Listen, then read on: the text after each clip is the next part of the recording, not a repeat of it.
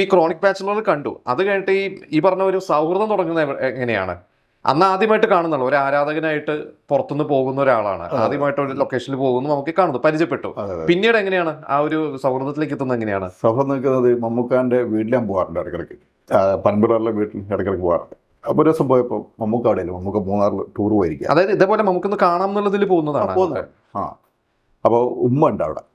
ഉമ്മ നല്ല ഫുൾ കേഷായിട്ട് ഇതൊക്കെ മറ്റേ ഇതെല്ലാം ഇട്ടിട്ട് മക്കനെല്ലാം ഇട്ടിട്ട് നല്ലൊരു അറിയിക്കാം. അപ്പോൾ നമ്മൾ ചേച്ചി മമ്മൂക്കൻ്റെ ഉമ്മാണ്.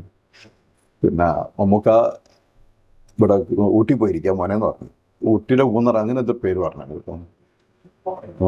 ഓക്കെ, ഞാൻ പിന്നെ ഒന്ന് കണ്ടോളാന്ന് പറഞ്ഞു.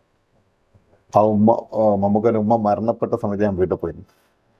തൊട്ടടുത്ത് പോയി ഞാൻ കാണാൻ ചെയ്തു. വീട്ടിൽ പോയി അന്ന് ദുൽഖർ തൊട്ടടുത്തുണ്ടായിരുന്നു, ഇബ്രാഹിം കുറ്റപ്പുറത്തിരിപ്പുണ്ടായിരുന്നു, നമുക്ക് പുറത്തിരിപ്പുണ്ടായിരുന്നു.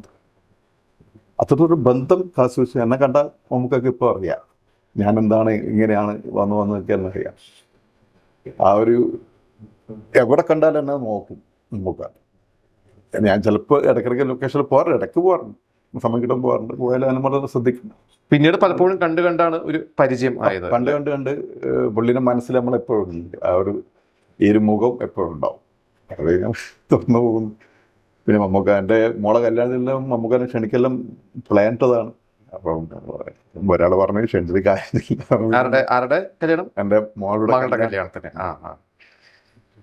ക്ഷണിക്കാനുണ്ടായിരുന്നു. പിന്നെ വീട് പണിയുന്ന സമയത്തും മമ്മൂക്കനെ അറിയിച്ചിട്ടുണ്ടായിരുന്നു, ലെറ്ററിൽ കൂടി.